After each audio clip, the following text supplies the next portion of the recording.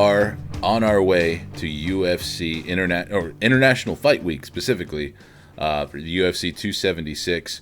But we've had two really stellar fight night cards that just wrapped up these past 2 weekends, all leading up to this. Starting in Austin, Texas, with UFC Fight Night, Kattar versus Emmett, where we saw a lot of really exciting things happen, especially for the bantamweight division, both at the top of the division and a little bit more towards the bottom of the division. We're going to talk about that. And then, of course, this past weekend, we got to see what I would consider like a hardcore's delight in UFC Fight Night, Sarukian versus Gamrot. The main event of that was probably going to be the best lightweight fight that we're going to see this year. But, I mean, it's a little early for that. It's still June. We're still halfway through the year. We are going to get into all of our UFC 276 breakdown goodness. But first, we owe it to these cards to kind of like talk about some of the highlights, some of the exciting things. So take me back to 2 weeks ago. Well, actually, a little over a week ago, because we're recording this on Monday, a week after, But UFC Fight Night, Kattar versus Emmett, Austin, Texas. What was the fight that really stood out to you that night? What do you want to cover from that card? Did you agree with the decision for the Kattar and Emmett fight? No, I wanted Josh Emmett to win, but I didn't. I think Kattar did enough. After going back and watching it, kind of seeing how it went, I think Kattar did enough to win that one. Quite honestly, as bad as it is to say, a week and a half out or however long out we are, I thought Kattar did enough to win.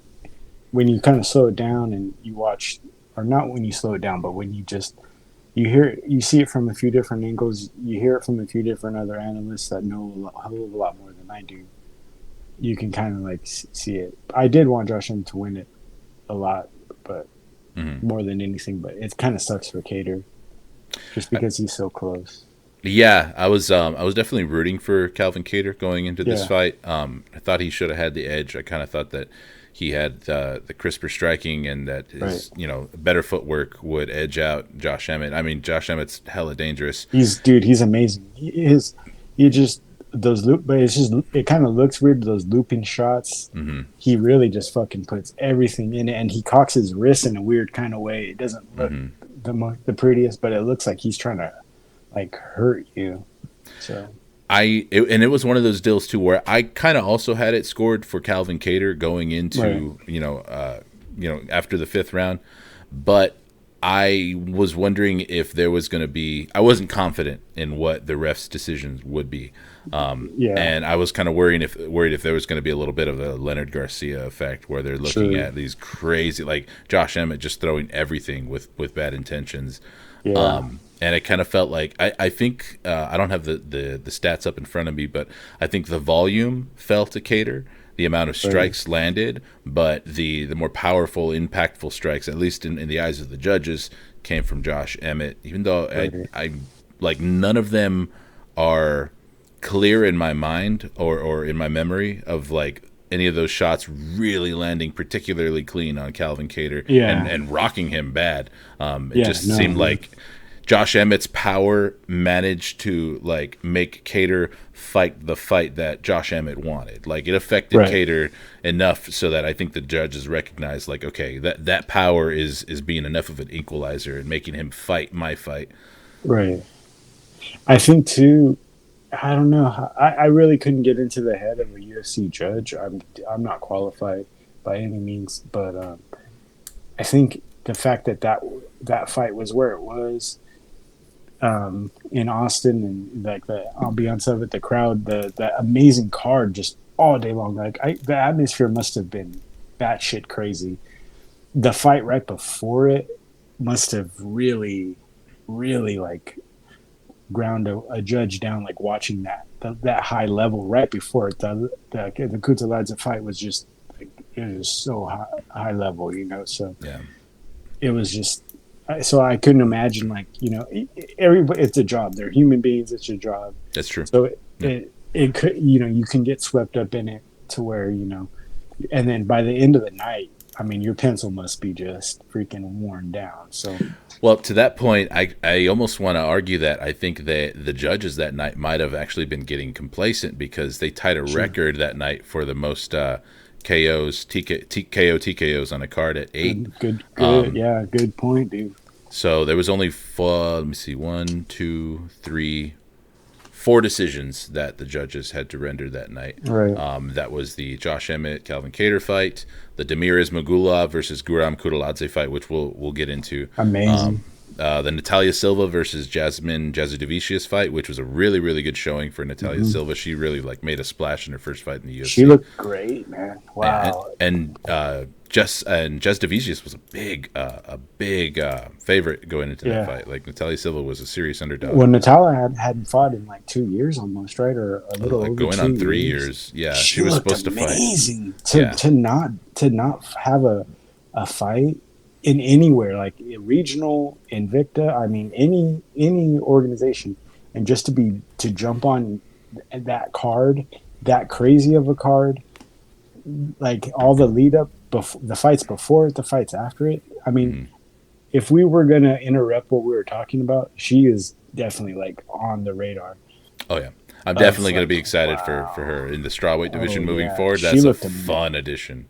She looked she's wild card, bro. That's wild card. That's just like the MMA, like, you know, with Joanna retiring, sorry to bring that up, but with, you know, you want someone that, but if you want someone that clean and like who can fill those huge shoes, I mean, from what it looked like, I mean, everywhere in the cage, she looked amazing. So. The striking was there, and I was really excited about the amount of footwork too. Right, like the footwork was so. I don't know if it was one of those deals where I'm not as familiar with Jasudavicius, so this was my first fight seeing her. Like I didn't follow her coming up through the Contender Series, so I didn't know when I was watching it in the moment. I wasn't too keenly aware. I was like, okay, is Jasudavicius just hella overrated? What's going on here? But Natalia Silva, the footwork, the clinic that she put on, it wasn't just like a shocker. Like it was from bell to bell, like domination, and that was really fun.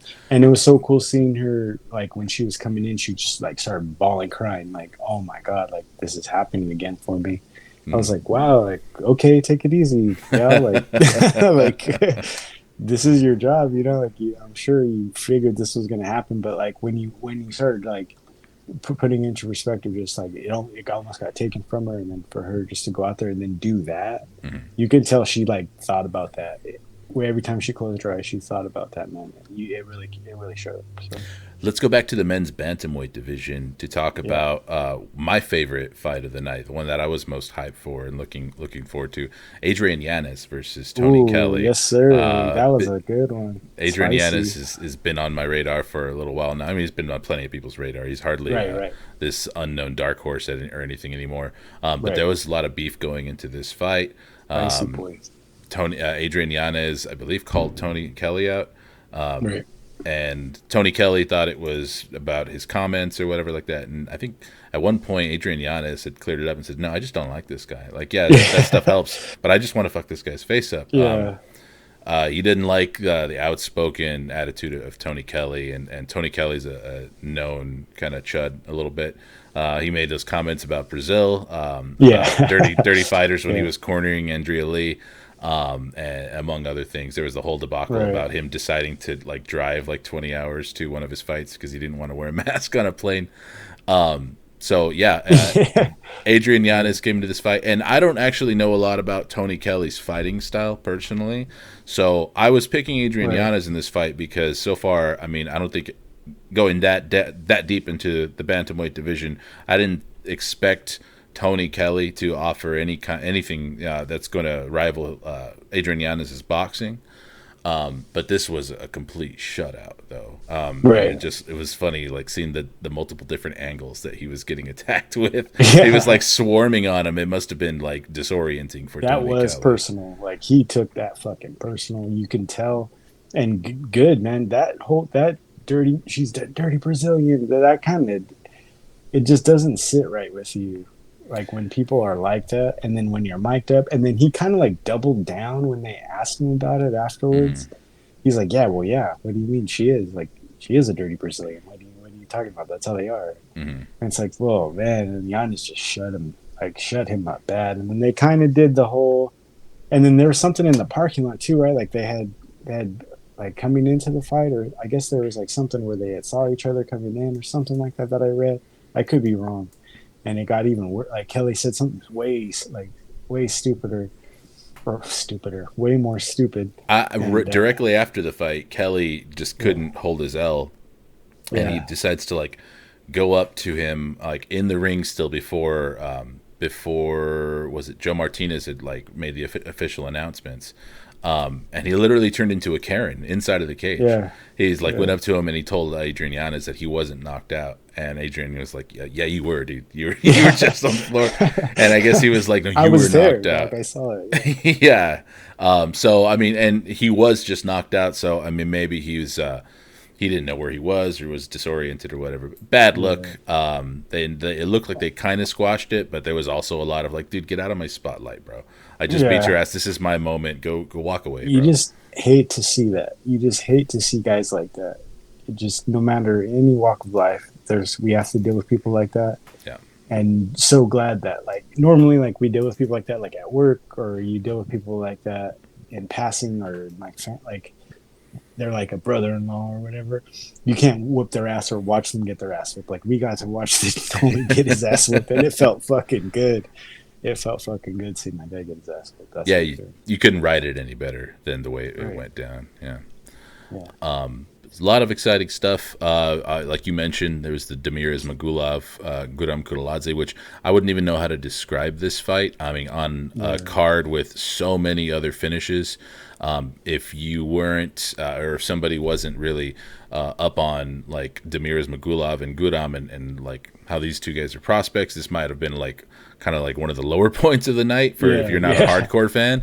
Probably wasn't the most exciting fight, but these two are really, really evenly matched. High level lightweights, but firmly outside of the top 15. Although Demiraz Magulov probably broke his way into the top 15 with Yeah. that win. Exciting things moving forward with both of those guys. I Right. think Guram is 1-1 in the UFC right now. His first fight, well, they've been doing this guy no favors whatsoever. Right. His first fight was Gamrot back in Right. 2020, and then he got long COVID for a while and was sustained like a few injuries. I don't know the specifics about them, but he's been out of Yeah. action since 2020, since that fight, and then he comes back and has to fight Demiraz Magulov, which is like a Kazakhstan killer, who's on his massive winning streak right now. Let me pull up Demiraz Magulov's page. Yeah, 24-1. Yeah. Hasn't Not bad. tasted hasn't tasted defeat since 2015. Let's Not bad. please do Guram Kutaladze a favor, and have him fight somebody who is not like a potential like future world beater. Yeah. Not saying we have to give him Patty Pimlet, but let's give the guy a break, man. Ooh, spicy guy. He looks good. Have you seen the pictures of him? Guram. Patty? No, Oh, Patty. Patty. Is he He's ready? all shredded already, dude. Oh, he's getting ready for his fight. Yeah, he That's a looks all legendary weight cut, man. The before and after yeah, pictures are stunning. And it's yeah, like it's not even just face fat either. Like it's a full body yeah. It's the transformation, full man. body, everything, man. Yeah. UFC fight night, Saryukian versus Gamrot. Let's touch on that fight. Mateus Yeah, Gamrot gets the unanimous decision win over Arman Sarukian over 5 hard fought rounds. Hard fought rounds. I think I amazing. sent you the clip, the highlights of those scrambles, man. Yeah, Same thing I asked you about the previous main event. Did you agree with no, the this one judge's I decision didn't. here? No, and it's ironic that John McCarthy's son is the one that got it so fucking wrong. Hmm. If you looked at the official, it's like, dude, but it was a knockdown. That spinning back fist, that was like a clean In the knockdown. fourth And round, yeah. yeah, and I think that's where it kind of like where it teetered or teeter tottered with to, and I mean, so I'll just stop right now and say that you and I we do an MMA podcast. We were talking about these fights, Adrian Yanez, and we're talking about Silva, and how great they look. In no way, shape, or form am I like do I don't keep anything in my head that says like I have the right to talk about these people and what they did right and what they Mm. did wrong. I humbly admit that I have no fucking clue, and I have. If like one of these people were to like call me and say like, "Hey, dude, you said this in front of dozens of people on your fucking Dozens. on you said you said that I look like shit or that I'm on steroids in front of dozens of people on YouTube." Voice I crack. would, Yeah. yeah, I would have to shut the fuck up and say, "Yeah, you know what? I don't. I don't know what the fuck I'm talking about." Watching this, never was that more fucking evident when I watched this fight, and then I'm like, "Are we going to talk about that?" I have, what the fuck am I supposed to say, What do dude? you say? That Yeah. was one of the craziest fights of, I mean, and there's nothing I can like. And you called it so great when we talked privately, like the scrambles are gonna be what to watch, and then watching those. And if you thought I moaned with a Joanna and Jacek leg kick, dude, the kicks in this fight from Sarukian, it was just like like I just could not like. And then I was watching it because I was with the family and I had been watching like sports all day, so I don't. It sucked. So I was just wanting to chill with the kids and everything. So I just was watching it on my phone. I could hear leg kicks on my phone Yeah. watching Punishing, this slapping kicks to the leg. Yeah. kicks to the body, and it was just like wow.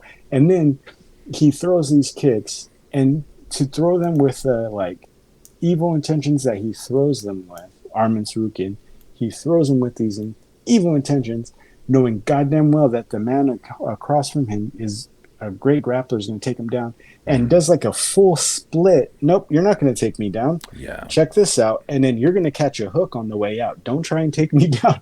That was amazing. It was just so gorgeous. And then when Gamrot was on the ground, just would not take. You're not keeping me here. I'm going to get up. I'm going to hit you on the way up. And then it was amazing. There was just no anywhere in that cage.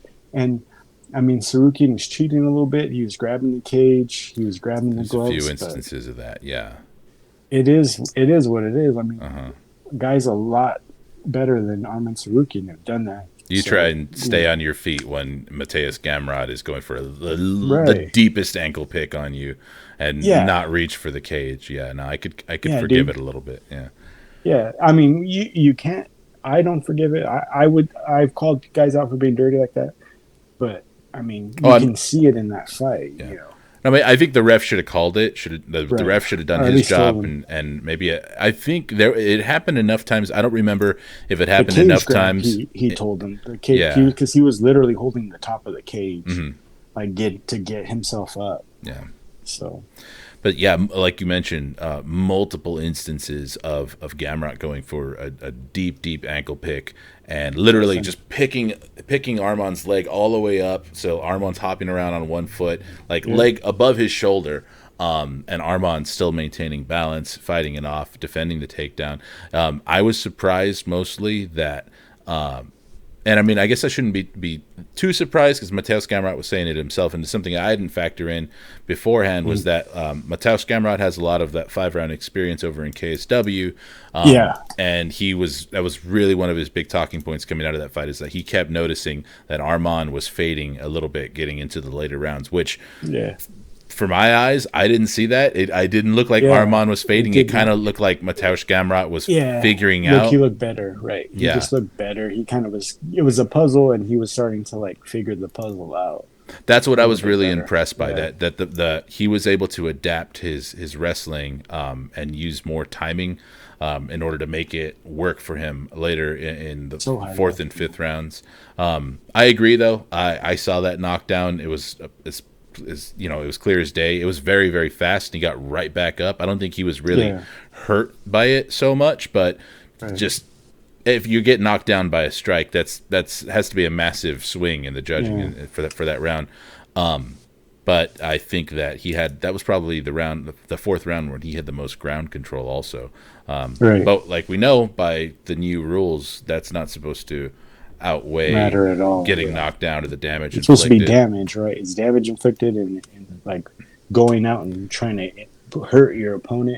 And if you're able to do it, a knockdown, the only knockdown of the fight. To be fair though, it's so crazy. It's like when you watch any sport and they slow it down for you, and they put it at a different angle. He was, and I guess it's a kudos to Sarukian too for having a crazy chin because he was taking some solid shots straight, and he just walking right through them. And maybe the judges were scoring that as that now that had to hurt a normal person, and it's so crazy. Sarukian's 25 years old, Oh, he's and got then his whole fucking one of career his ahead of older him. losses is to Makhachev. So it's like, damn, dude, that is wild. Why I felt so bad for him though, and you could see it when that decision came out, and he just like hit his knee. He's like, God damn it, dude. Yeah. Because I think this is like, and then today on Instagram, he was like riding a bike through a mountain. Like today, he's just like, dude, take it easy, dude. It's Monday. Like he's like he's like out there. He just did a crazy 5-round fight. Yeah. And he's biking through the hills. It's like, dude. Mm-hmm. But that's like what we saw, I think, was like super villain arc. Like, you fucked me, and I'm going to eat everybody's children from here on out. Like, there's nobody's going to get past me.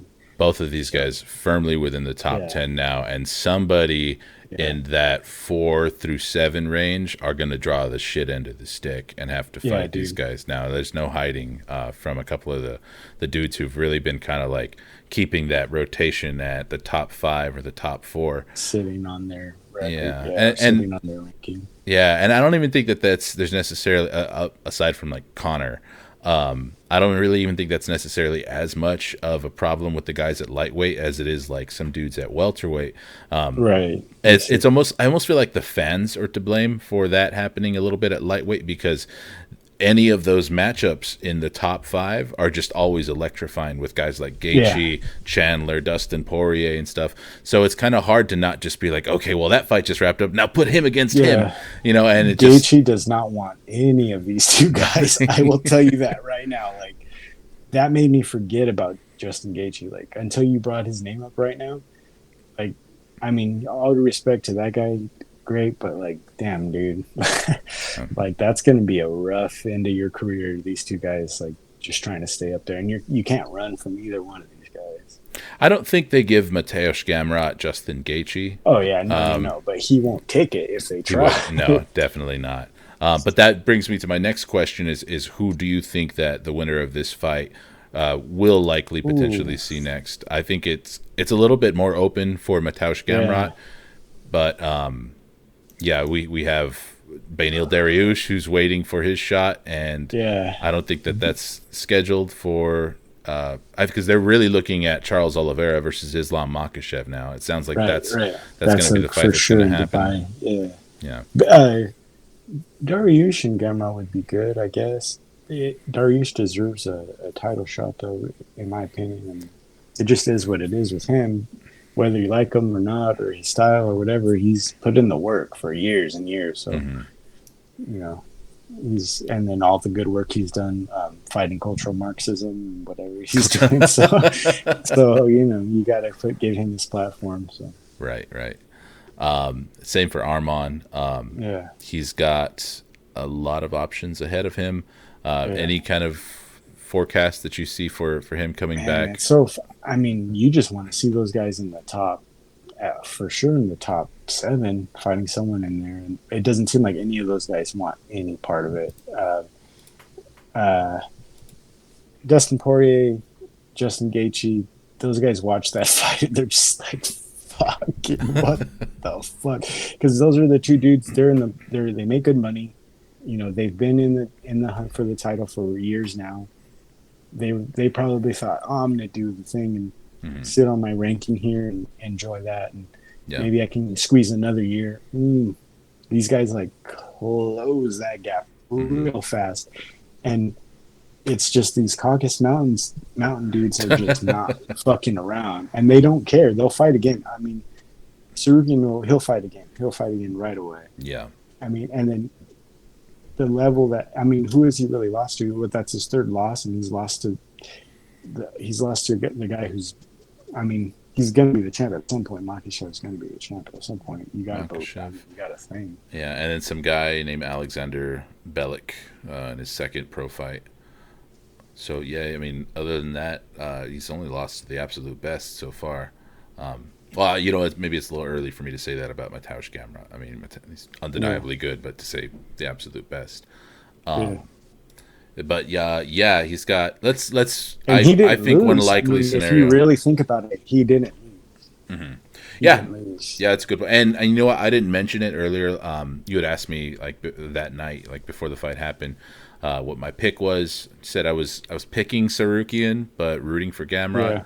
On my verdict picks, ultimately ended up going with Gamrot. You had a great night that night too. I saw that. You sent that to me. Hats off to you, man. It's a good night. It looked like to me anyway. But I lucked out though because I agree. I think Armand should have taken it. I had it three Yeah. rounds to two for Armand. I had Armand winning rounds 1, 2, and 4 because of that knockdown. Yeah. Not one that I'd bang the drum over and call it a massive robbery, but I do think that the wrong guy won the fight. But it's Yeah. it's an easy one to forgive because I think a lot of people like the consensus is that both of these guys' stock goes up with this fight no matter what. Huge. Yeah. No losers in that one. Yeah. Yeah, and I think it's one of those situations too where like whoever Arman Sarukian likely would have fought had he won, he's probably still going to end up fighting that guy. Like whoever would have Yeah. been next. And I have a feeling they're probably going to be looking at the Rafael dos Anjos versus Rafael Fiziev winner for Arman Sarukian because those guys have a date for July 9th on the RDA and Saruki. yeah, that'd be a tough one, and because RDA is that guy who doesn't say no to anybody. I mean, he'll definitely Yeah. try and talk himself into the big fights, but when Yeah. they often don't materialize for him, he's that Bamf at lightweight who fights Yeah. all the real killers. I have Rafael Fiziev in that fight over Rafael dos Anjos. I think he's Yeah. probably going to end up. He's probably going to end up the winner there. He's really, really strong Muay Thai background, and if RDA is going to play that game with him, I think Fiziev is another guy who's going to be a mainstay at the top 10 of that division for a while. So I'm excited for any time like Fiziev might potentially get matched up with Saryukian or Gamrot, but I hope that happens when they're all in that top 5 range versus this Right. 6 through 10 range. So a lot of exciting Right. stuff So, happening there. so would it be out of? Am I out of line to say like just based off what you said, like an RDA Sarukian and a Fiziev Gamrot like little mini tourney on the outside because the guys in the top, the guys in the top 3, and then whatever the fuck Connor wants to do, it's gonna. There's a year. There's probably 2 years of logjam, depending on what happens with Makhachev and all of that. Probably. Are we just like expecting the worst though? Should we really assume that? Because the last time we saw Mike Chandler, he was. I mean, who knows what's going to happen with Conor McGregor at this Yeah. point? But Dana White sounded like he was really on board with giving him a Conor McGregor fight. That's going to depend Yeah. on if Conor McGregor says that. I mean, agrees to that. Which That's in November, though, right? Like he said, November is when I'm ready to go. October, November. I don't remember when he said, Connor's leg. but he does. I think he said November. Oh I yeah, could yeah. be He wrong. said late. Yeah, he was saying a timetable for Conor to return was late this year, early next year. Yeah. So and Justin Gaethje, I mean, all it takes is for them to accept one fight against these guys. Yeah. Like we don't need Justin Gaethje to fight every prospect that's on the horizon. We don't need Michael Chandler to fight every prospect on the horizon. Good point. But Very good point. we just need them to fight one of those guys. Like if Rafael Fiziev gets or Rafael Fiziev, I feel like I got to remember one of them is the You're H sound, throwing one of them is that- the R sound. They're in that Enato. Yeah, and not if Fiziev gets past RDA, like come on, Gaethje, fight Fiziev, you Just know. fucking do it. Yeah. And same with Mike Chandler. Although, but it's probably going to be Beneil Dariush. We'll see. But Yeah. that attorney between those guys would be really fun because 7, 8, 9, and 10. That's Gamrot, RDA, Fiziev, and Sarukian. At least on Tapology, that would be a Yeah. fucking crazy tournament, and also it potentially gives us a rematch. Whether or not some people might think it's too early for that, but I don't think anybody's going to say no. Fun stuff. Anything else from the Arman Sarukian versus Gamrot fight night card that you want to talk about? I have a feeling there might be a certain guy who wears a wolf pelt on his head that you might want to touch on. There's a young man from the Caucasus that looks like he's gonna eat everybody's fucking children on the way to the fucking. I said that twice about 2 different guys, but this guy like, because and all respect to Neil Magny for taking that fight. Um, I mean, he said he'd take the Hamzat fight. He said he took this fight. He's a man of his word. Uh, it wasn't like an overwhelming fight to where it's like, damn, god damn. Mm-hmm. Like we've seen the Shawkat before, where it's like, damn, god damn, this. It was kind of just like, dang, like Neil Magny had nothing for this, and it like the level of the level he's gone up, and like his Neil Magny's a good fighter. Like a lot of people are talking shit about him, like why did he tap, and how did he just get put in that position, and why did he do that?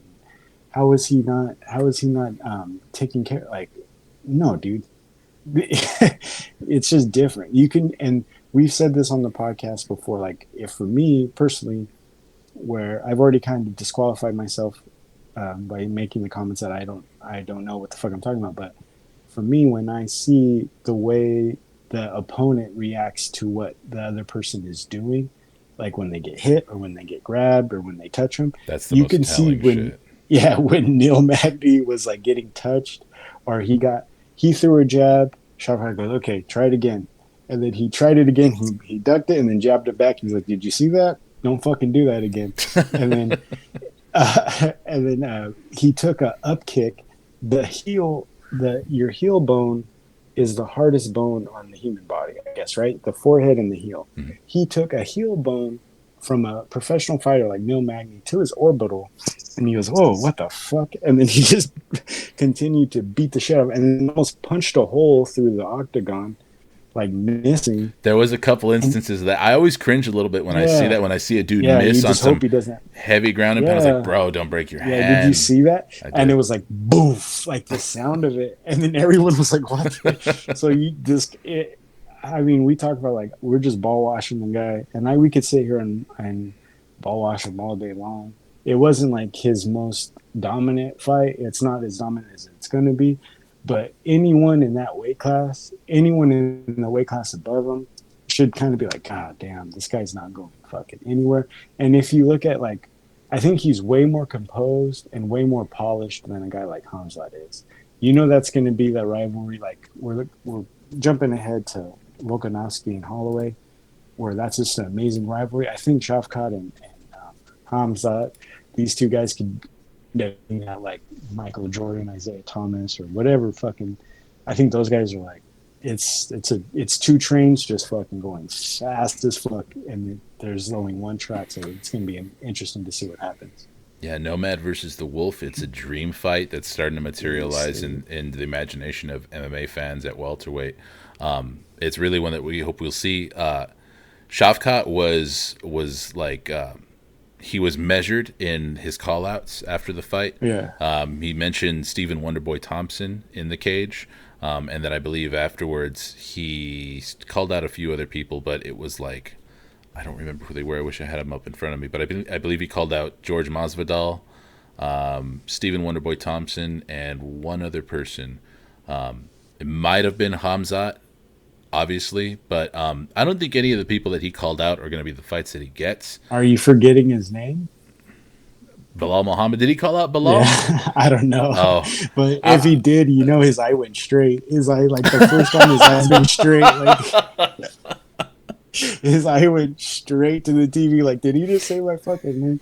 I don't yeah, think he did. I don't think I he mean, you called can out understand Bilal. him. You couldn't understand him, but I don't think Bilal has been booked. I know they like talk shit on Twitter, but and Bilal does not want that one. That'd be a good one. Stephen Wonderboy Thompson's not taking that fight. He's not No, gonna I don't take it. think so. I think the And UFC I would made the be comment more of than happy so with making that fight, but yeah. yeah, and it's so scary, like because his name's Wonderboy. Everybody knows Wonderboy. And then he said it in that scary tone. He used his government name, Stephen Thompson. It's just like that's like when your dad says your full name or your mom says your full name, you Yeah. know you're fucked. It's just like, dude, you're fucked. And then Masvidal, your career's done, dude. Just don't do it, dude. Yeah, that's a level of top pressure that I don't think either of those guys are ready for. That'd be a really fucked up fight to give to Stephen Thompson right now. He's on a 2-fight skid. Hasn't won a fight since It's 2020. like a farewell tour. Yeah. Yeah, to that would definitely because Thompson doesn't have anything for him. He's He going for doesn't a ride. deserve it either. He just does not deserve that. He's such Mm-mm. a good guy. Either Bilal or Vicente Luque both look like good fights to me. But the only issue, and I'm not sure if this is something that would definitively stop this fight from happening, is that Shavkat also trains at Sanford, where Vicente Yeah. Luque and Gilbert Burns train. I don't know if they're Gilbert Burns and close. Shafkat. That would be I amazing. think Gil Burns and Gil will take that fight. He's taken it with friends before.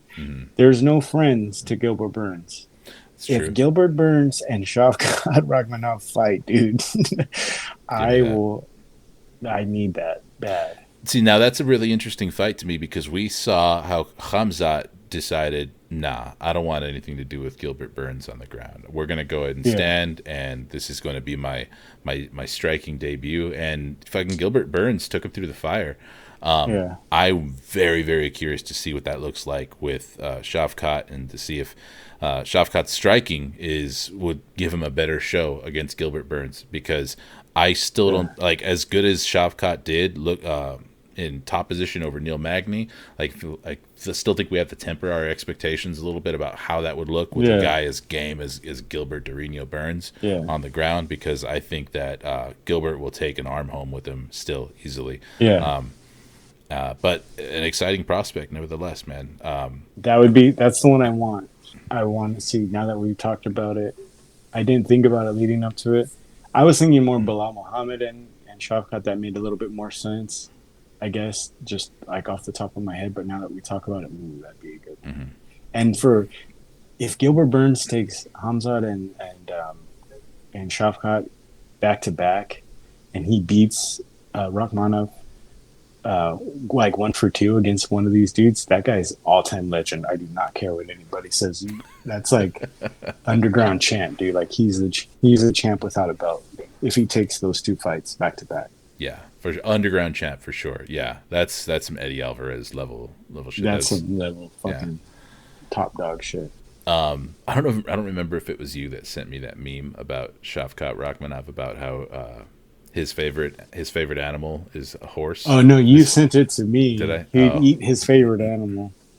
yeah. His favorite animal, horse. His favorite food, also horse. It's like there's That's something it. really demented about a guy who eats his Yeah, favorite animal. right. Yeah, I think he's got a little ways to go marketing wise. The UFC definitely seemed like they were getting behind him and kind of giving him that push. This card, there was a lot of yeah. promos for him. I think whoever was in charge of this card also knew that this was like a hardcore's delight. Like if you're watching, Oh if you're like yeah. tuning in for They played to it. Yeah, yeah, if you're really really excited about Saruki and Gamrot, you know about Shavkat. So they kind of like yeah, really decided like now let's just go all in with the promos. Let's do it for them. yeah, And I think that the difference maker for a guy like Shavkat versus a guy like Hamzat is that Hamzat knows to speak in sound bites.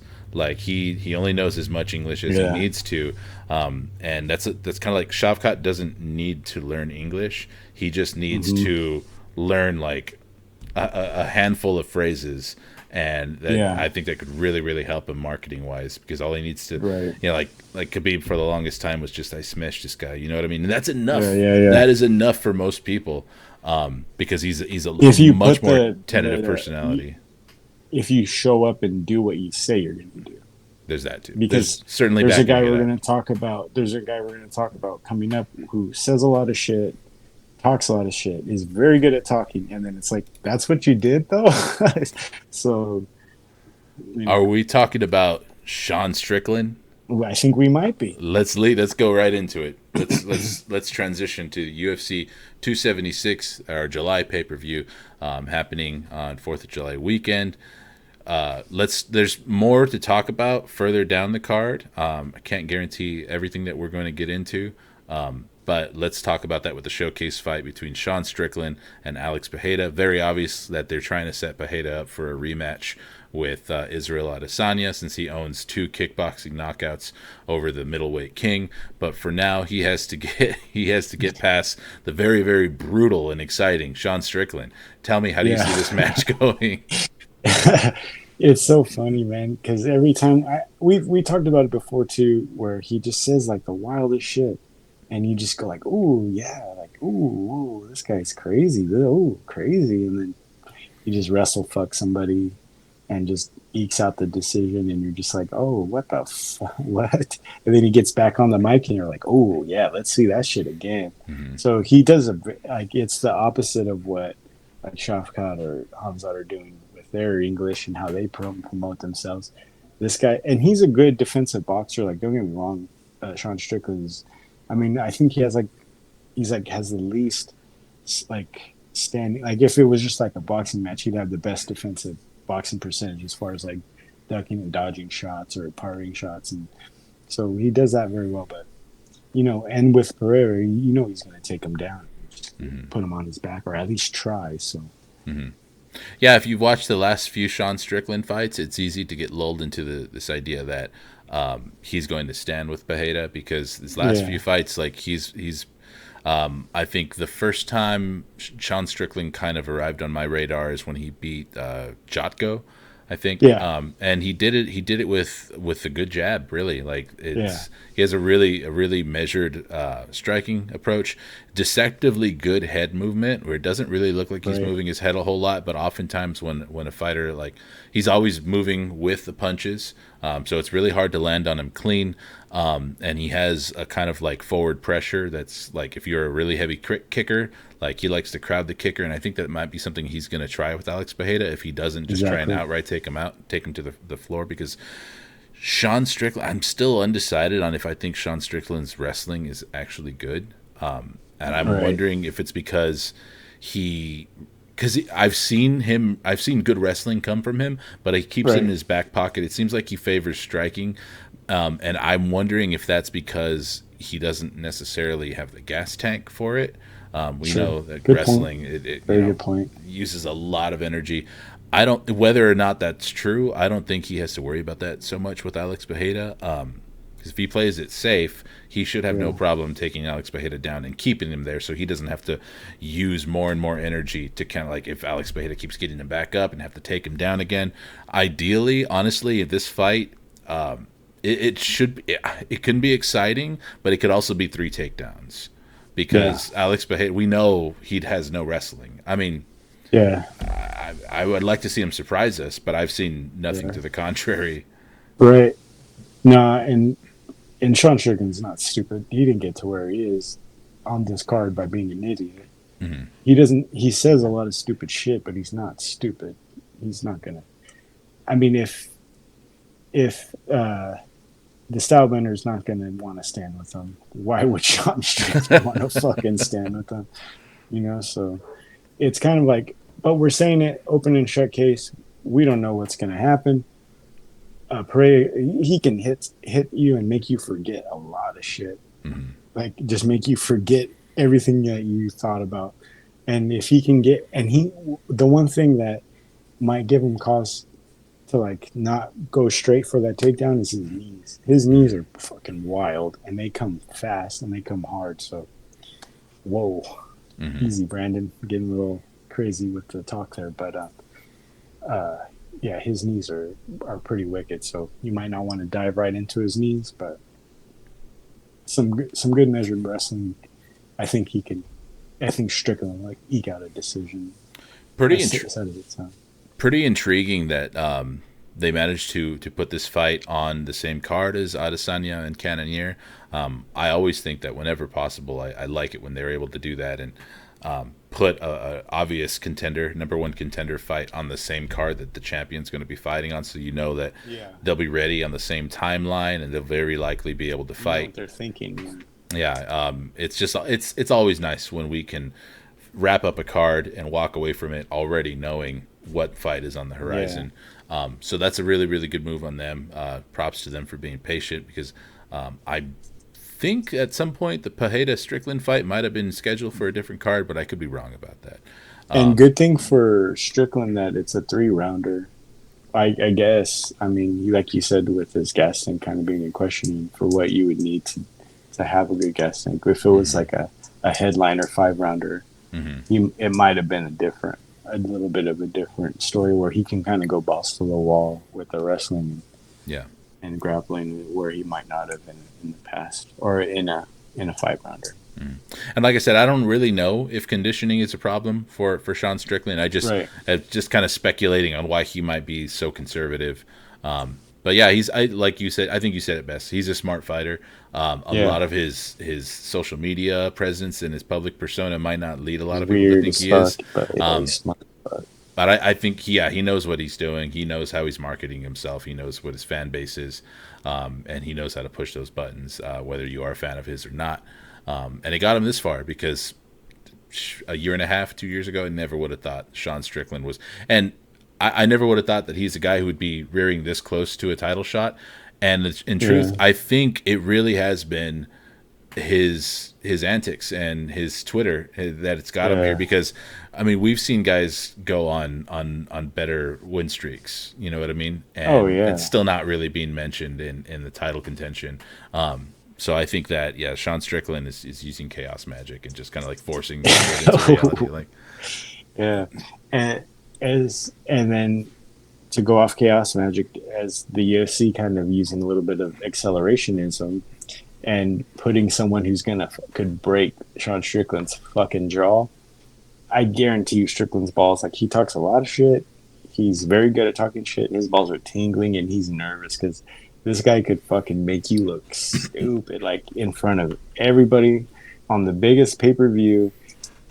If they're Cannonier is extremely strong, we'll talk about it later. But if there's one guy in the UFC that can make somebody look fucking stupid and just like it's Pineda, like mm-hmm. he can fucking make you look like a dumbass. Like Israel, we said before, Israel Adesanya needed an oxygen fucking tank after this guy fucking hit him.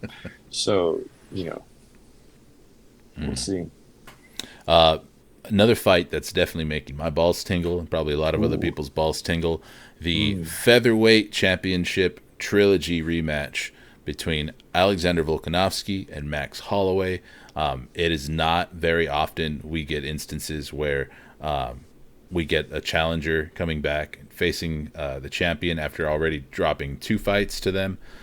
So this is special circumstances here for Max Holloway, but a lot of people thought that their first 2 fights were very close. To this day, I still hear people saying that Holloway should have won their first fight, should have won their second fight. I disagree with all of them, but Yes, but they were great fights nonetheless. vehemently disagree. And Yeah. they've been posted it on YouTube, like the free fights, and I always see it in my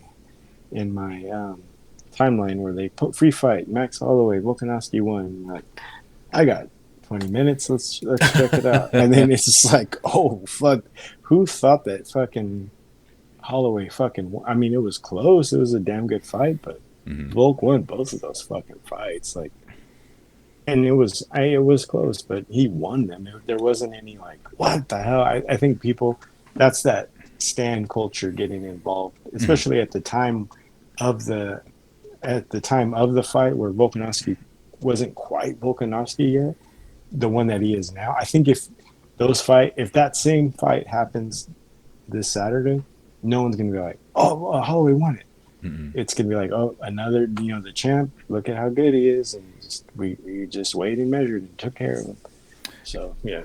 Yeah, and I think that's a unique situation that Max Holloway finds himself this time around. Like I mentioned, coming into this fight, already having lost twice to Alexander Volkanovski, there's a case to be made to where, like, for him to comfortably get a decision win here, he's going to have to extra beat Volkanovski, as ridiculous as that sounds. Like, he can't win a close fight, I feel like, at this point, because there's going to be too much doubt, I guess. I'd imagine, which sucks for him because he's kind of a point fighter at this. I mean, he's always kind of been a point fighter throughout his career, but as punchy as he's gotten, and I mean, have we really seen it knock down, let alone a knockout? He's done a lot of damage. I mean, look what he did to Cater. I mean, that was crazy. But how did he not? How was Calvin Cater able to like walk away from that and not be different? Like, anyone who took that amount of shots, you would have thought, like, what does that really say about his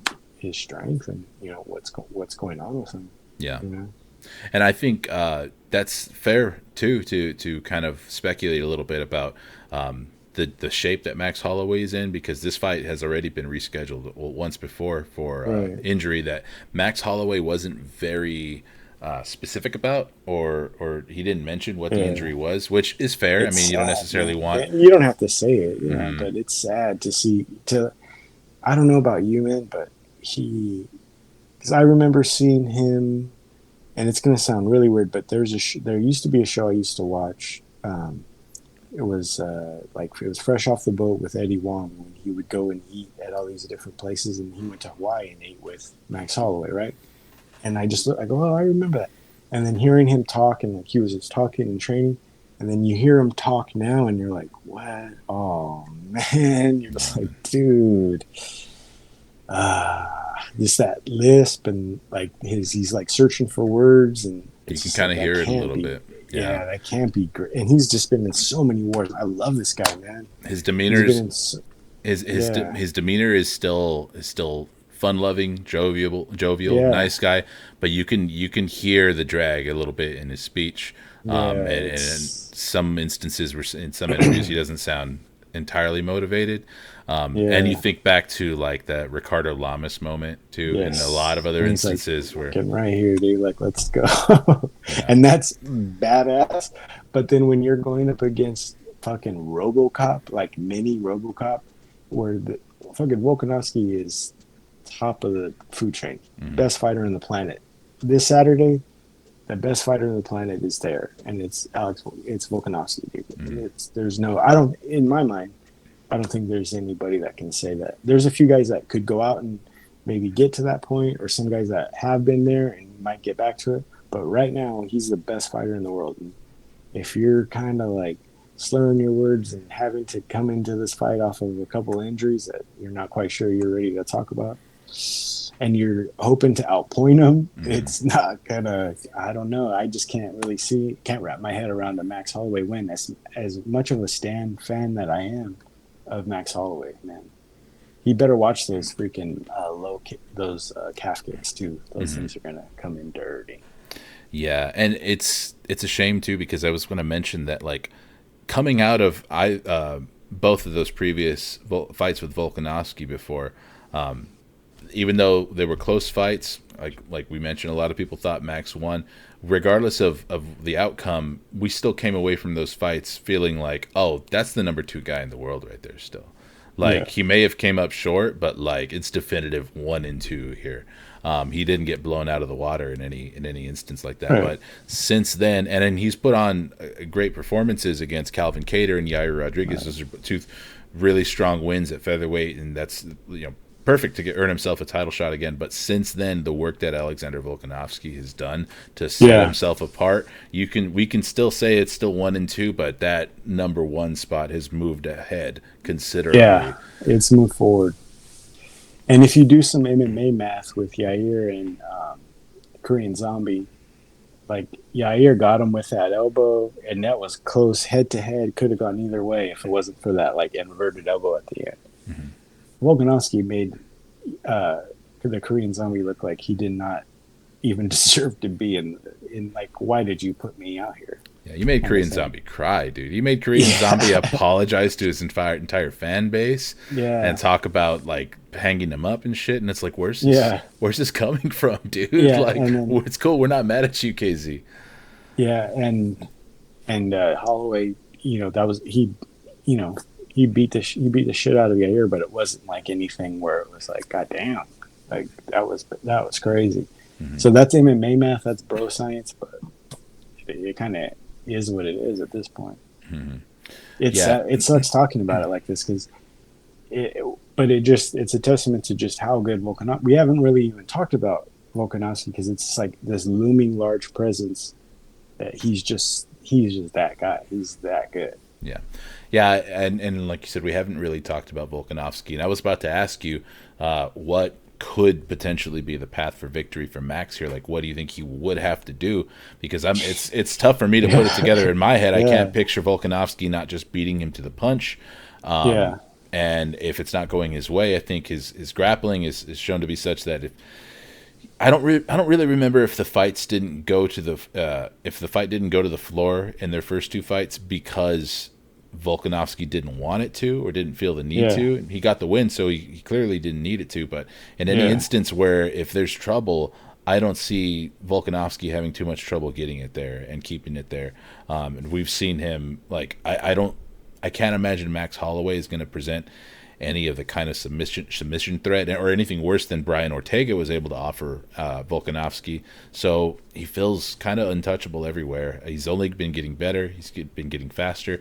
And I think the most dangerous thing about Volkanovski is he's looked different in his 3 previous fights because he has a game plan specifically tailored for everybody who he fights. Like the Chen Sung Jung fight Yeah. was an absolute clinic. I mean, Korean Zombie looked like he was just a warm body in there with him.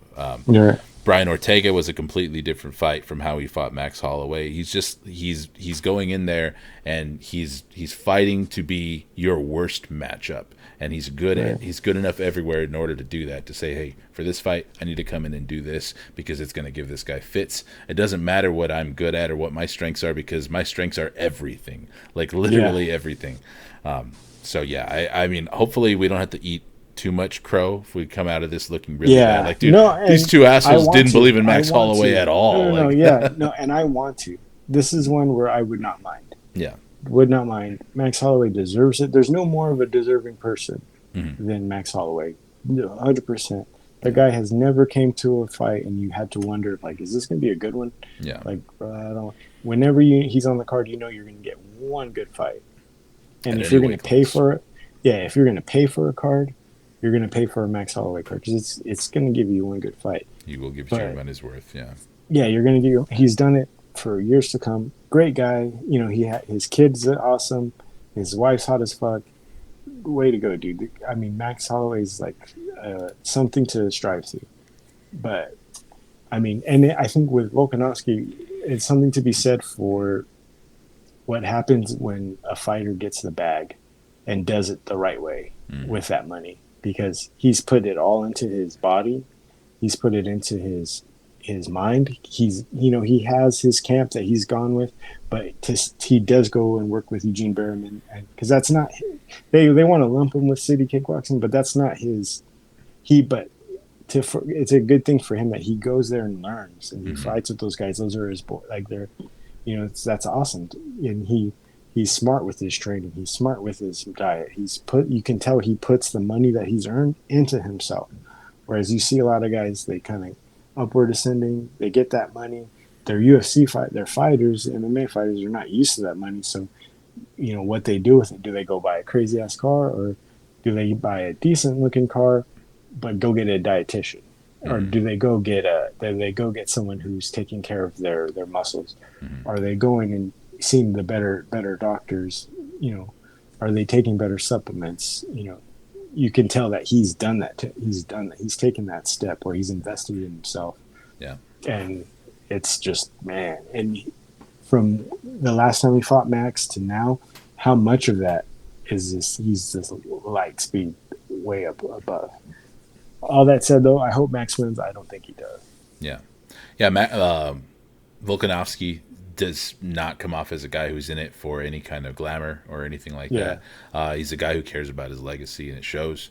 And so, yeah, really good point. Like, it's a little extra scary when a guy like him makes it up to the point where he's making the kind of money that he is now, because he's going to turn around and completely reinvest it into himself as a fighter and not go and start partying and blowing this cash all over the place.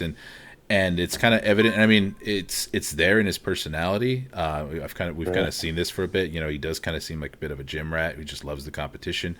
He has a background in rugby, but even in the stupid little things like his cooking with Volk videos. You know what I mean? Like, he doesn't need Some to of do that that. stuff looks like shit. Some of it, it's not the greatest production quality, and I don't think he's an amazing host. But something about the fact that like he doesn't need to be doing that. You know what I mean? Like, there's a lot of other guys who in his position would be partying it up or whatever, but it just kind of goes to show it's like he's a guy where if this is what he's into, if this is his passion, he's just going to do it. It doesn't matter what stage he's on or what level he's at. Like, he's just going to do it to his his highest ability. And now we've seen him in videos with other like people who he has no business being in videos with, making little cooking shorts and shit like that. Like, we're going to see him with Action Bronson soon. You know what I mean? So yeah, I think the sky's the limit for Alexander Volkanovski. Where he goes from here, we're not too sure. We know Henry Cejudo's been trying to talk his way into a fight with him, and he definitely, if he wants it, there's a future for him at lightweight if he wants to test the waters there. I think his frame is kind of perfect for featherweight. I think there's a lot Yeah, of he really wants to tall move up. lightweights. Yeah, but yeah, it's exciting, and I hope we're not looking past Max Holloway. We should. It Also rooting sucks, for Max man. Holloway, but I don't see a This is path a to Max victory for Bless him. Holloway fucking podcast, man. That guy is so great, man. Everything that you would want to be as an MMA fighter, Max Holloway is, man. So cool, so great, but jeez, man. Earlier, myself and Mike, we were talking about, and before we move on to the main event of this card, we were talking about how stacked this card is. And he shared with me a graphic of just the four main fights, which is Israel Right. Adesanya versus Jared Cannonier, Volkanovski, Holloway, Sean Strickland, Pereira, and Pedro Munoz versus Sean O'Malley. And I think that the post that he shared with me had something about like how like there's for sure like there's some of these fights aren't going to decision.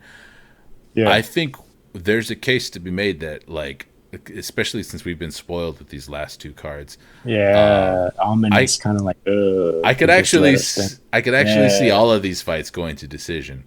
yeah. I mean, obviously, Volkanovski and Holloway, both of their previous fights went to decision. We were talking about Sean Strickland potentially, playing it safe against Alex Pereira and just going for that takedown, knowing what he needs to do to win that fight. That can easily be a decision for Sean Strickland. Israel Adesanya versus Jared Cannonier. Before we go and start predicting like whether or not we think it could be a decision, maybe we should break it down a little bit. What kind of path to victory or potential paths to victory do you see for Jared Cannonier in this matchup? Just get up in Israel's face. Just get right up in it. It's easier said than done. I mean, the Mm-hmm. guy's made a career off of not letting bigger, stronger guys get close to him and do what they want to do. But if if I'm gonna bet on any underdog in this one, I'm betting on Jared Cannonier. He just has that. He has the mindset of someone who, I mean, he comes from Alaska, right? Mm-hmm. Like he has that. He's lost that weight, and he lost it the right way to get down to like the shredded body that he's at. Like that's as someone who struggled with like different thing, but like you have to be different in your head to come from the fucking Yukon to fucking get down to that level to be he worked what is he's been work I think he still has been working at a real job to like support himself and his family's a huge like someone that mindset Mm-hmm. is just like that's very rare in any athlete in people nowadays in general. His Mm-hmm. mindset is very rare. So I think he can do it. And it's not like okay, there's a lot of guys like that. Like, they call them in football, like scrappy gym rats. They're like, Mm-hmm. they shouldn't be there. They're 5'8", they're 180 pounds. They run slow. This guy has the mindset for it. And then he's got the build and the makeup to like put someone's lights out. And he could put Izzy's lights out. Will he do it? Probably not. It could end up. I mean, Israel Adesanya, his fights have just gotten progressively less and less entertaining. Mm-hmm. There's really not that personal aspect that there has been, like when we saw with Costa or we saw, another. And when we see guys that are these kind of freaks like Yoel Romero, it turns into shit. So we've seen him do it before. He's done it before, and then his most recent fights, they really just haven't been very entertaining at all. So, does it matter? It's like we were talking about in our last podcast with Shevchenko. Like, does he owe this schmuck right here running his yap anything? No, fucking absolutely not. But I mean, does it make it any more entertaining? Does it, fucking 4th of July weekend, you're gathering around your family. Mm-hmm. This guy's one of the greatest fighters to ever live, and then it's like this guy right here that danced to some weird music, and they're talking about Japanese cartoons, and he's like pawing at him from the outside and leg kicking him, pawing, leg kicking him. one good punch, a little Mhm. flurry at the end of the round, and then he walks away. So it's Yeah. just like, man, Yeah, ever since the loss to Jan Blachowicz, it's been a much more measured approach yeah, from Israel Adesanya against Marvin Vettori and even Robert Whitaker. That Robert Whitaker fight was a little bit more of a dance. And yeah, that sounds very disparaging and sounds kind of like fucked up, but it was a very very cautious fight, and I'm not sure whose fault that was, because I kind of feel like that was yeah, a little bit more on Robert Whitaker, because ever since sure, his first fight with Israel Adesanya too, Robert Whitaker's been a lot more careful. Marvin Vettori, I mean, it was pretty similar to his first fight with Marvin Vettori. yeah, But yeah, I see what you're meaning. He's starting to seem like much less of this like crazy like kickboxing dynamo that who's just gonna like fuck you up if you yeah, even try and stand with him.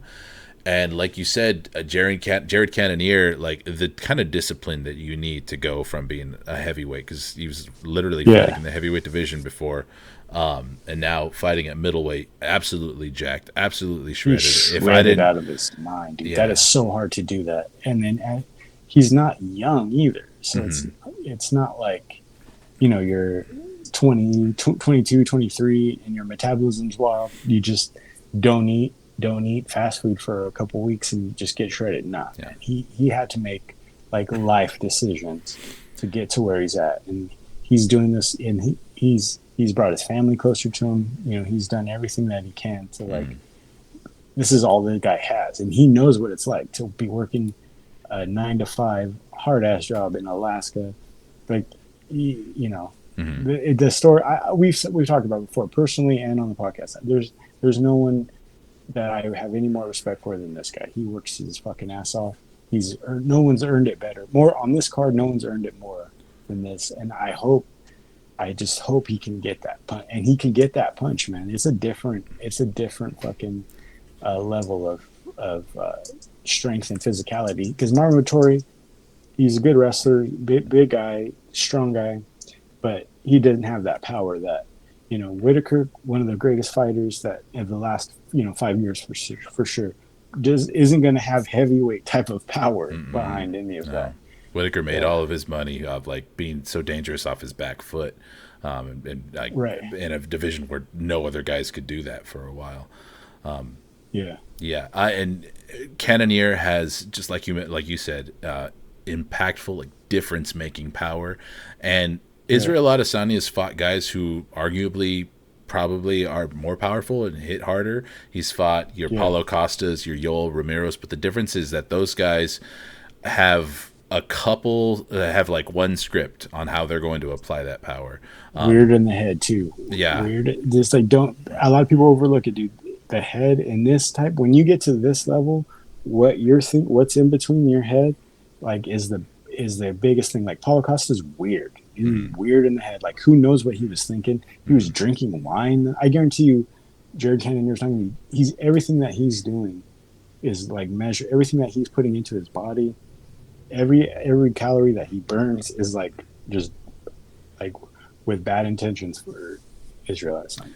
And he's hungry for it, which I think is the Oh biggest man, factor right now. Like we heard it like the other night, like the promo, they kept playing it during every single commercial. That speech where he's yelling to Dana White, "Give me the title shot. yeah, It ain't nobody else. It's me. It's yeah, my give me my shot." Where he's just yeah, like, it's true. He's just a guy who earned it.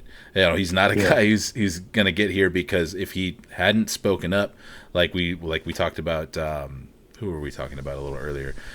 Is a guy who could very well, Sean Strickland, you know what I mean? Is a yeah. guy who literally could have put that exact same win streak together, but if he had just never said anything and just said all the same, stuck to the same beats, all fight whoever they put in front of me, nobody's going to be like, yeah, cool, let's go ahead and give you this title shot. Jared Cannonier just decided, like, no, like I'm hungry for it. I Yeah. don't know if it's about the legacy for him or if it's about putting himself in a situation where he's going to make like get pay-per-view points, hopefully start He fighting for wants pay-per-views and generational wealth retire. for his children. Yeah. Like that's what like that's a because Izzy's had that. He's gonna have it if he loses. hmm Adesanya will have it if he loses. So you'll just the UFC they're kind of like married to him. hmm Like they need him. They need him. Maybe they don't. They haven't really needed anyone. hmm Dana's made that clear, but you can tell by the way he fights, like he kind of knows, like I can show up and I'll get paid. I can show up and headlight any card. He shouldn't be. He how in the hell is anyone fighting above the best fighter in the world right now, going into against another top 5 pound, arguably top 5 pound guy, and it's their third fight, and it's a grudge match for a title, and you're fighting over Volkanovski? How? So it kind of shows you like the UFC's put a lot of money into this guy. Yeah. They have the guy who's beat the shit out of him on a few occasions on the undercard. So you can tell like it's in their mind. And then, so that's another thing for me too, is like, if you're Jared Cannonier, you see that. You know, like they're stacking the cards against you, and like you said, he wants that generational wealth. Like for a guy like Jared Cannonier, he's seen it. This is my only shot to get that. Because if Jared Cannonier, unless he goes out there and there's something like a Chael Sonnen versus Anderson Silva 1, where it's just like, what the fuck is happening? He's dominating from bell to bell, and Israel Adesanya like barely pulls it off at the very end. Then people will be like, yes, book it again, let's make it again. But if Jared Cannonier goes out there and gets sparked in the second round and the fight is just kind of so, he's never getting that shot again. Like that's it. That's his chance at middleweight championship gold. Otherwise he's going to have to go through the fucking ringer of contenders again, and not that it's a crazy deep division either, so it's even harder to do that because there's only so many characters that you can knock off to get back there, and I think he's going to remember that if he gets Israel Adesanya down on the ground or in the clinch is where I think Jared Cannonier is going to do his most punishing work. I see elbows in Israel Adesanya's future. I would hope for Jared Cannonier that the strategy is to take him down. And I mean, I'll be perfectly happy if he's able to put him up against the cage and punish him from there. But I think that Israel Adesanya is no slouch in the clinch either. He's not, man. He's good. I mean, he's good. I'm not here. I mean, I'm on record of how we feel about him. You know what I'm saying? How I feel about him. I'm not going to speak for you, but I mean, he's great, man. He's awesome. Definitely hype train. But then when you kind of see how it's gone, it's not the best recipe for longevity in my mind, as far as like no one's going to miss him. He gets knocked the fuck out. It's going to be memeable for a fucking year. He's set himself up for like, he's one of the most memeable guys like out there. And you know, and then like, did you see like what was in his story not too long ago? Did you see that? Like, I guess like a sex tape, they found a sex tape leak or something. Like he posted like a quick 5 seconds and deleted it. Of Adesanya? It was like like him banging some chick out or whatever. Oh shit. And it was like a quick leak where he like hit the wrong button or something. I'll have to find it and give it to you, but there's like does all the speculation go out the window now? Yeah, you know the speculation I'm talking about. You know I know the speculation I'm talking, and I don't think so. Not on my end. I need to see a lot more. And then also it was like one of those like blurry like action shots where it's like there's still a little, you can't quite tell like the curves. And could have been a guy. You can't quite tell. Yeah, I mean, did he tuck it back? Probably, and it was from behind. So you know, I mean, come on. Well, I'm surprised. I didn't think that we were both going to be rooting for Jared Cannonier. I am big, man. My heart, everything in my heart goes out to. I love this guy, man. I've seen this guy fight for a long time. I've seen him fight on undercards. I'm just, whenever he fights, I always watch. I just sit down and watch it. I appreciate where this guy's come from, the hard work he's put into it. It's not easy, man. MMA is a fucking cold sport for a lot of people, and it chews people up and it spits them the fuck out. Like, look at like Zabit. You know what I mean? That guy could have been Michael Jordan. Really, honestly, like, and the stories that are coming out about Zabit now, where like that guy could have been like to the moon, transcendent star. With his he just, it was in his mind. He just didn't really care for it. You know, factors that he really couldn't. And then he got some money. So what do I really care? Where this guy, like, this is everything that this guy wants. He's made major life changes because now he's in Arizona now, right? He's training out Cannonier. of the MMA lab. Yeah, Yeah, so to go from Alaska to Arizona to move your family, like your whole ass family, to do that, it's like, damn, dude. yeah. I think the hungriness factor is going to be the biggest thing. It's just him knowing, Yeah, like, no, dog, like you said it best. Like, Israel Adesanya, you'll be here, whether regardless of the outcome of this fight, you're going to be making money still. You signed a big, huge contract where he was kind of bragging about it still, and he kind of knows how to market himself very well. Like I yeah. saw Mike sent But me something where he's he like, doesn't get great. He doesn't get great numbers though, right? mm-hmm. As far as like he's kind of disappointing as far as selling pay-per-views I standalone. Like they have to stack his cards. I wouldn't even put him in the top five. I don't know what the terms Yeah, are, but if I had to guess, I wouldn't even put him in like the top five as far as guys who like move the needle for the company. I think most of the guys yeah, who aren't even champions. yeah. Who would those guys be? Not that we have to speculate and dedicate an entire segment to it, but We like, know are the you number watching the? one guy. Are you watching the? Well, yeah, obviously. Are you watching The Boys on Amazon? Oh no, Random question. it's crazy you said that, but I want to take a look and see that. Oh, okay. So, I need to okay. watch it.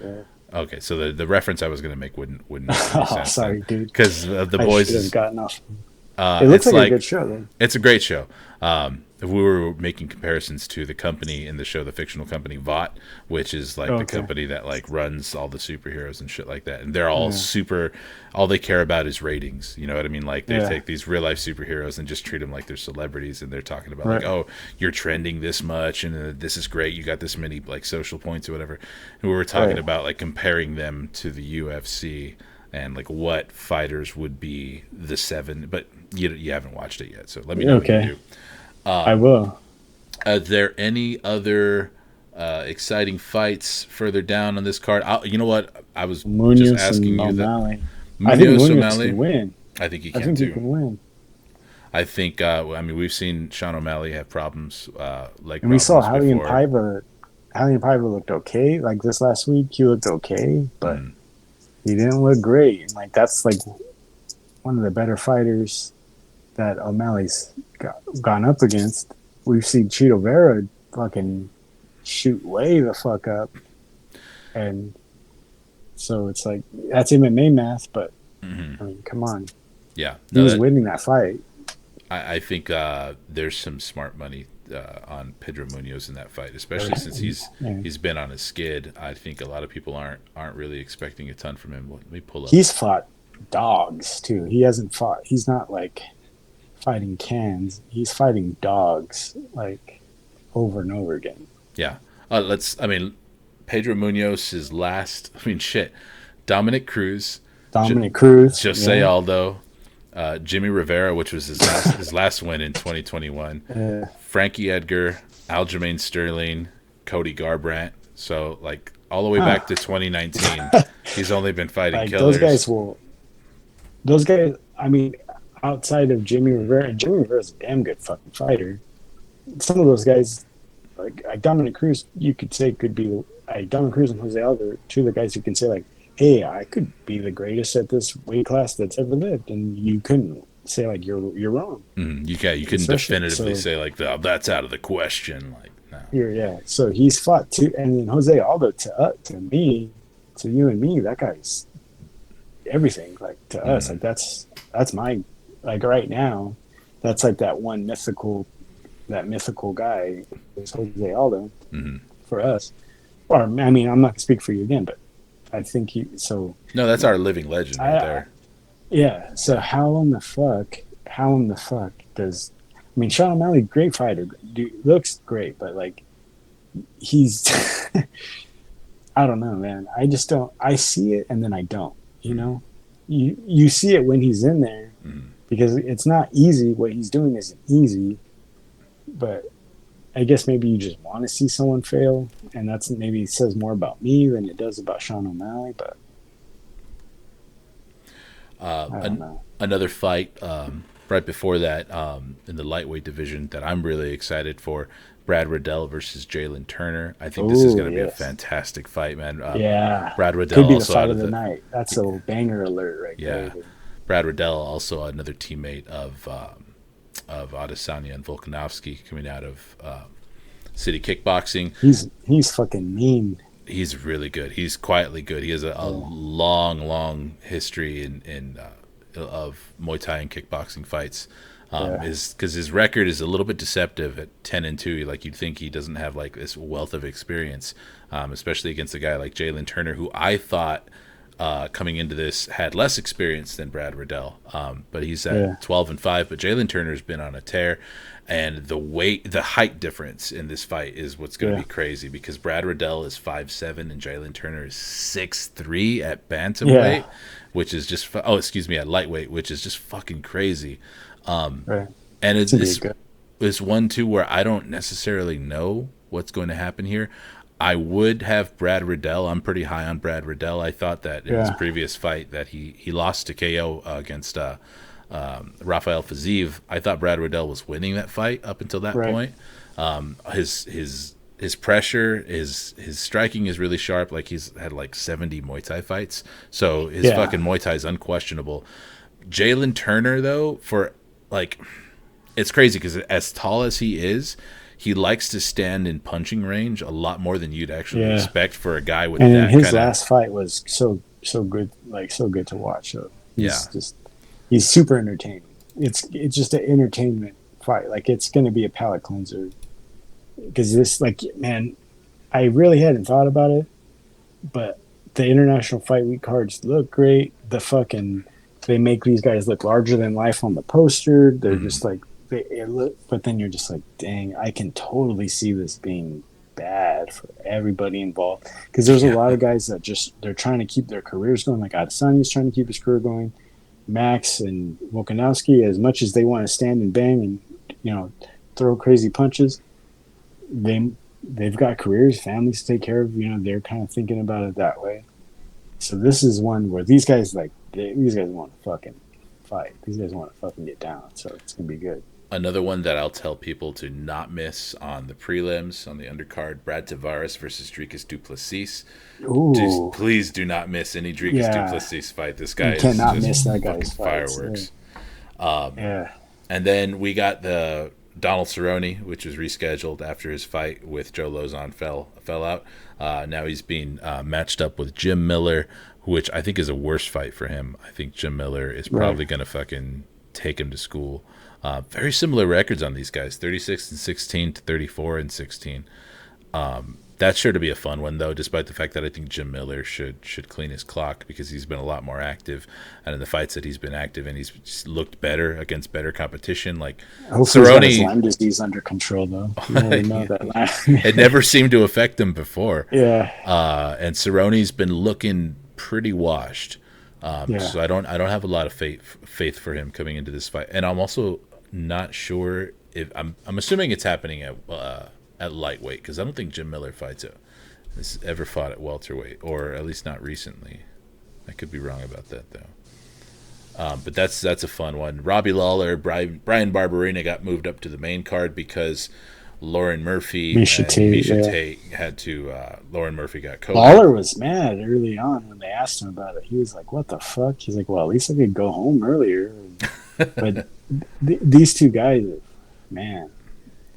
I'm glad some more fucking stories. Yeah, I'm glad it worked out that way. I was pretty disappointed by how much it sounded like they were trying to angle Misha Tate towards a title fight if she was going to win. If she happened to win that Lauren Murphy fight, but that one got rescheduled for not ther down the line. I think July 19th. So that's the all-time nickname fight too, right? It's like Cupcake and what's her name?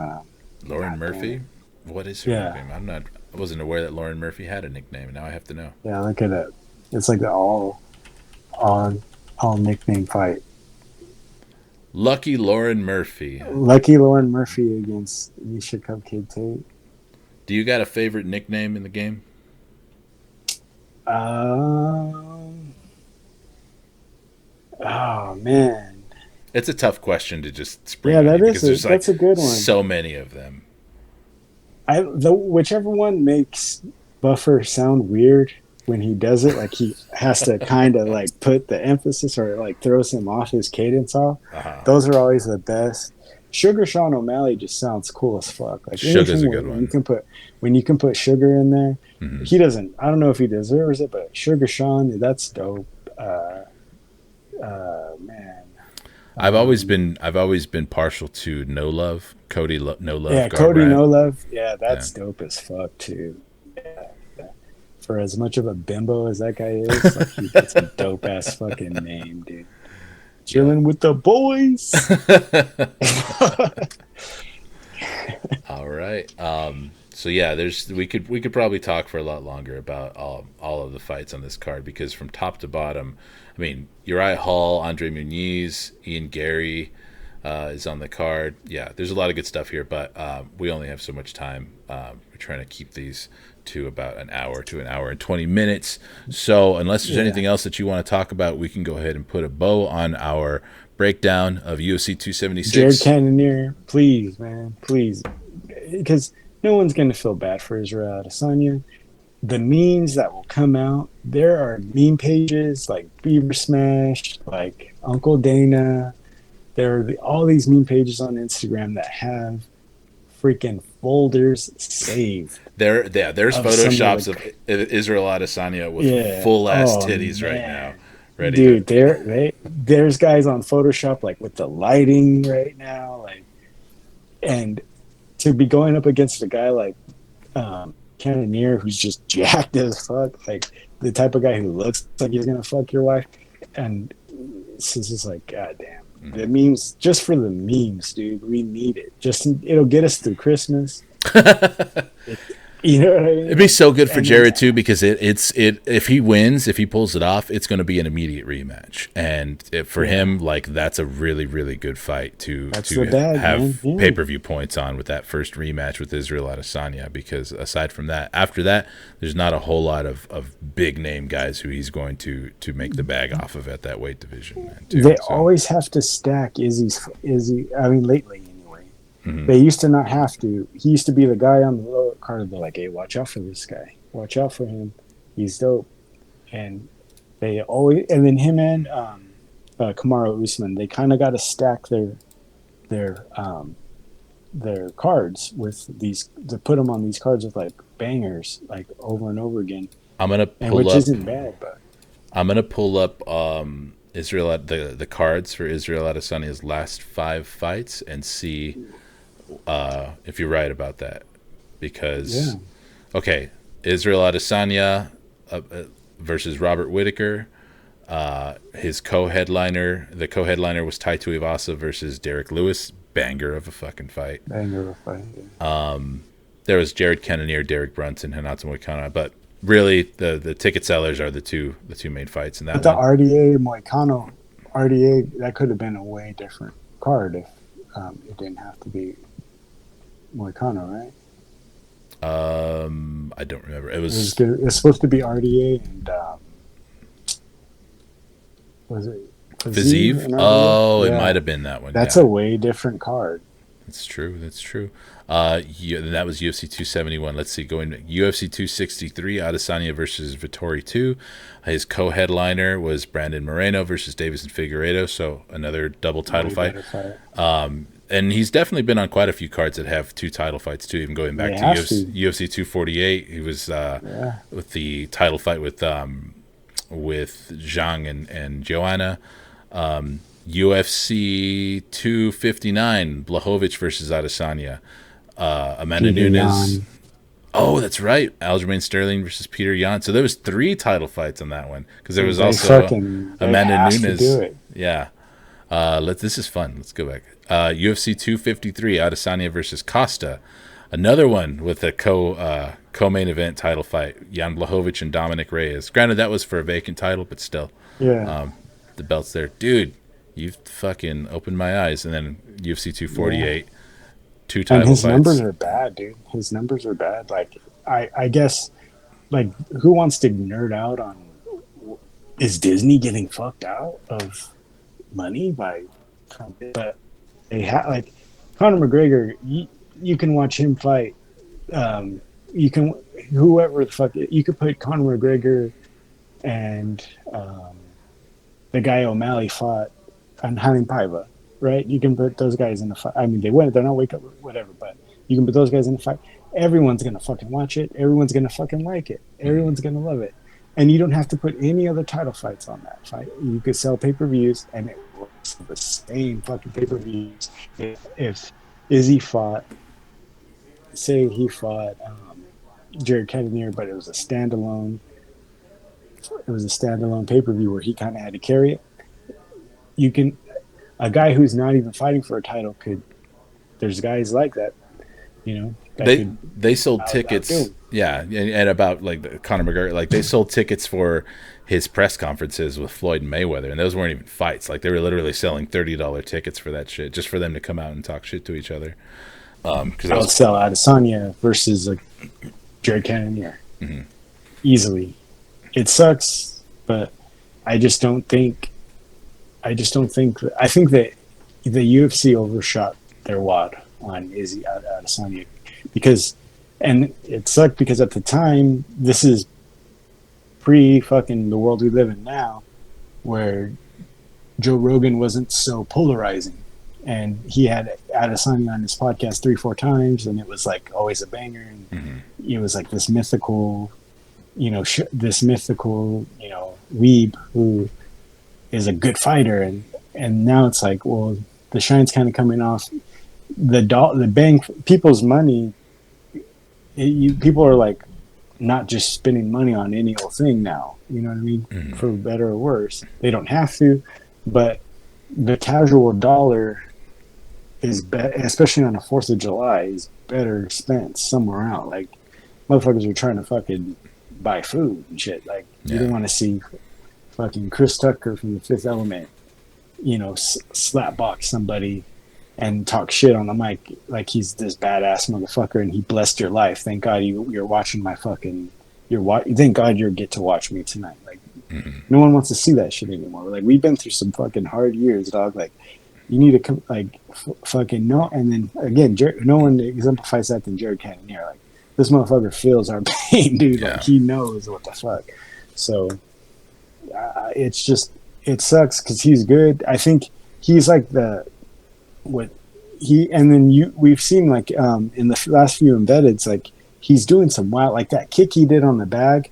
You see that when his brother fell right after it. Yeah, that shit looked. I mean, maybe to like a youth, that shit looked fucking difficult as fuck to do, and he like did it for fun. Like he's like, oh, you want to see some crazy shit? Like we know, and it goes like to me like with Valentino, like we know what you can do, dude. Why aren't you doing this? Like I literally like, for me, I'm not going to spend money to watch him fight. I would never spend money to watch an Israel Adesanya fight. But for instance, like I have a few friends who they just like to get together and chill and watch a fight, and they're down to pay. They don't give a. They maybe a couple years ago for sure would have paid to see Adesanya fight. Now they're just like.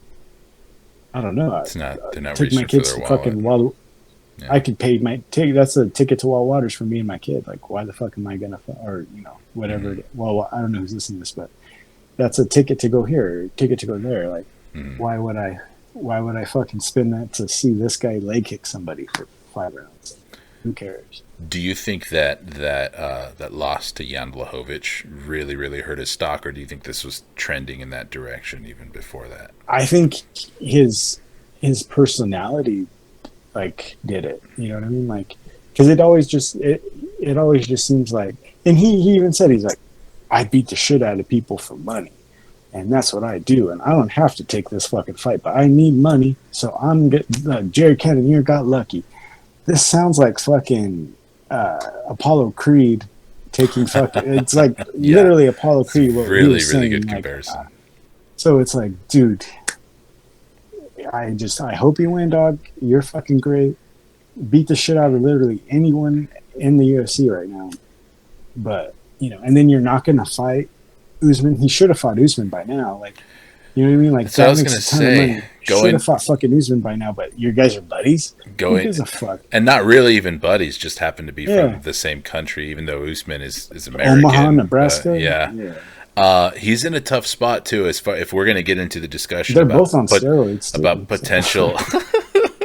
About potential the CEO of EPO. About potential like cross-divisional title fights for Israel Adesanya too, because I mean he's tried that experiment at light heavyweight and it didn't go well for him against a guy who I think a lot of people were kind of looking past in Jan Blachowicz. But now that you got a guy like Jiri Prochazka sitting on the throne, the option for him to go up, you don't want that, man. And the same dwindling. And the same thing going down. Like, you don't want to. He doesn't want to get into a cage with Usman. I don't even think that fight sells that much. It should. It's a delight. But it has the potential to be one of the. It should be Sarukian and Gamrot. That fight should be, but it won't. It wouldn't be. Why is that? It's the guys. It's their fucking mind. It's what they do, and it's their job though. We're talking shit. You know what I mean? Like, come on, fucking beat the shit out of each other. Poking the stick, do something. Yeah. But but then you look at guys like Hamzat and all these guys. There's no fucking friends. Gilbert Burns. There's no fucking friends in this shit. So they're hiding. Something's that's weird. They should have fought already. Hamzat should not have been on. It should have been. Yeah, I mean, and look at how everybody like fell in love with MMA's favorite bromance for a few months with Hamzat and Darren Till, and now Hamzat was training with Jack Hermanson, and Jack Hermanson has a fight with Darren Till coming up. There's no loyalty in this friends, shit. Dude. There's no friends. Yeah. I think that's one of the main things too. It's like that. That's probably one thing, because we have no business telling fighters how to fight. That's for sure. Right. But as people who we've been watching this sport for close to 2 decades now. So I think one thing that I would tell fighters, or to go out of my way to tell a new fighter coming into this game, that other fighters and the promoters, none of them are your fucking friends. They're all your enemy. They'll all turn on your ass too. They will all turn on your ass. Like, the moment that you think you're going to play hardball with the promotion to get a pay raise that you absolutely deserve, another motherfucker who said he was your friend will step up while you're trying to negotiate and step all over that and be like, I'll take that fight. I'll fight for a quarter of the purse that he's asking for, like, and you will get fucked over. Yeah, there's no loyalty in this game, that's for sure. There shouldn't be. I mean, like I said, like, who did we talk about who's dirty? Like, I can't remember, but it, like, why, dude? At the end of the day, like, these guys are trying to take food out of your mouth, out of your kid's mouth, And I think Adesanya's just a little comfy with these contracts, and very many people, like, look at his brother, who, his actual African brother can't get paid, should be paid. And, we're talking about the heavyweight champion. Should be paid, should have got locked up. Adesanya was getting signed, like, he knew he had contract. He knows his contract's good. And it's not the championship clause where he has to take any old fight that they fucking give him. Like, he can kind of sit back and just get paid. And his comments saying, like, I had to take this fight, and he's the next one, so might as well. I don't think Jared Cannonier's the one. I don't think he's the one to say that about. Absolutely. Yeah, that's a guy who's starving and who just sees you as a guy who's in the way of providing for his family. And when you get a guy with that mindset, that's a very dangerous man. And what can he, a good head, what can he do any different than anyone else? Like, I'm sure Pereira could, against Cannonier would have a little bit cause for pause before he jumps in and tries to take him down or gets in that guy's in the pocket. And Cannonier is very good in the pocket. He's very sneaky, but he's very good in the pocket with fighters. If you go back and watch it, like, you wouldn't think so, but he's very good in close and moving. Good enough to get to where he's at. What is it? What scares Jared Cannonier? What does that guy not see that is going to scare the shit out of him?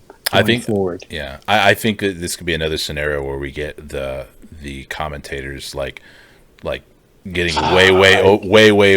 way too excited about Jared Cannonier biting, like, reacting to feints, but ultimately like giving, like, oh, he's reacting, he's biting hard on those feints and talking about it like he's losing a fight, when it's like, well, that's all he's doing is feinting. Like, and that's not to say that it's Rogan in DC, right? So it's a numbered pay-per-view in Las Vegas, so it's going to be Rogan in DC. Recipe for disaster, dude. Oh my God, Sean O'Malley and Joe Rogan, Israel Adesanya and Joe Rogan.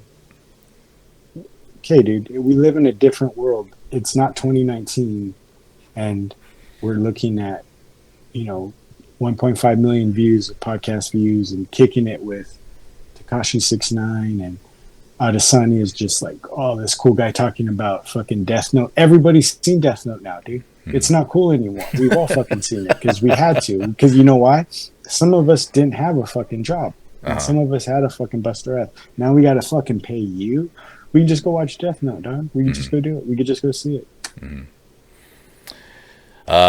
There's certainly a lot that could be said about the potential oversaturation of mixed martial arts. For guys like you and I, we maybe don't have too many complaints. I'm not going out clubbing. It's always a pretty easy decision for me to stay home and watch the fights on a Saturday night. And or fucking Bobby Salazar's. I will take Armin Surikin any fucking night of the week. But over for some fucking Bobby or some Tower Rats, absolutely. But for the more casual dollar, it's starting to become a hard bargain to expect people to give up their Saturday nights. Fight like we saw. Yeah, we're gonna like the fights that we just saw. You're gonna have to fucking fight a little bit harder for that, for eyeballs right now, because it's like the way of things. It's just like. This isn't new to our generation. It's just a different version of what we're seeing. And we saw like in the 70s, like through the set, like there was some fucking, like, you had Duran and all those guys. Those guys were fucking fighting because like the 70s was a hard time for people. A lot of people don't remember that. Like we're going through a lot of that shit right now. Like, our economy's in a way different place than it was in fucking 2019. And guys like Sean O'Malley and Israel Adesanya, they're flashy. It looks sexy on a fucking Instagram story, but you need 5 rounds of Armin Surikin and Latish Gamrot and not fucking 1 or 2 well-timed knees and a fucking sexy little fucking dance in between your fucking punch. Like people, like you want us to sit down and pay $100. Oh, easy. To fucking watch you leg kick Jared Cannonier and dance. Like a come out dancing. Like no one wants it anymore. So the mystique not quite there for Israel Adesanya anymore, and we will see this Saturday. Watch him backflip off the cage. Watch him backflip off the cage, like in the middle of a robot dance and elbow him knockout. Literal Eddie Gordo shit windmill fight. Yeah, like no. Either way, excited to watch it. I think that we'll have a lot of storylines coming out of this fight, a lot of things to discuss in our recap episode. As far as playing fantasy matchmaker, some of that, like I said, is a little bit T-ball for this card too, because we know that the next guy to challenge for the middleweight title is also fighting on this card. So, we will be back for our recap of UFC 276 after the event wraps up. We'll be back next Monday, and you will see that next episode pop up on our YouTube page on Tuesday night or Tuesday evening. Until then, hit like, subscribe, ring the bell so you don't miss any of our content. If you've been enjoying it, we thank you for joining us for this UFC 276 breakdown edition of The Fight Plug. Everybody have a good night. Thank you.